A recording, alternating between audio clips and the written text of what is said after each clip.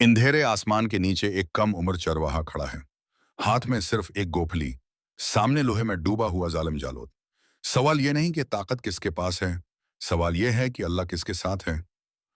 कुद्दीम फलस्तीन का वसीय मंजर, पहाड़, मैदान और बनी इसराइल की खौफजदा फौज।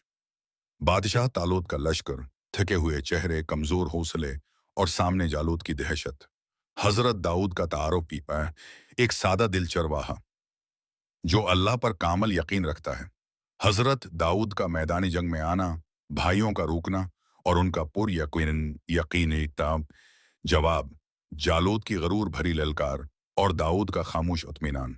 गोफली से पत्थर छोड़ने का स्लो मोशन मंजर, पत्थर का जालूद के माथे पर लगना और उसका जमीन पर गिर जाना।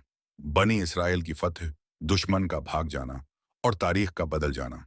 अल्लाह की तरफ से हजरत दाऊद को नबूत अता होना, हजरत दाऊद का बादशाह बनना और अदल पर मबनी हुकूमत का आगाज। अवाम में अमन, इंसाफ और सुकून का दौर। अमीर और गरीब के लिए बराबर फैसले करने वाले बादशाह का मंजर।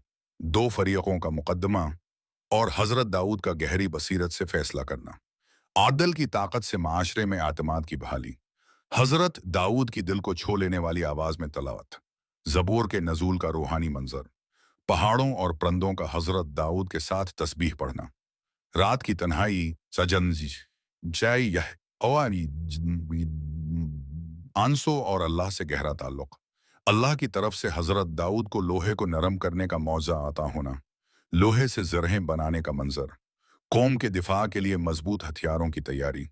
इतनी अजीम सल्तनत के बावजूद हजरत दाऊद की आजिज़ी, अल्लाह के हुजूर बार बार रुजुआ और तोबा। हजरत दाऊद की वेहशी वफात का पुरस्कून मंजर। हजरत सुलेमान को खिलाफत मिलना, आदल, इबादत और ईमान की मिरास का बाकी रह जाना। यह कहानी हमें सिखाती है कि ताकत हथियार में नहीं, उशारी दई, बल्कि अल्लाह पर यकीन में है।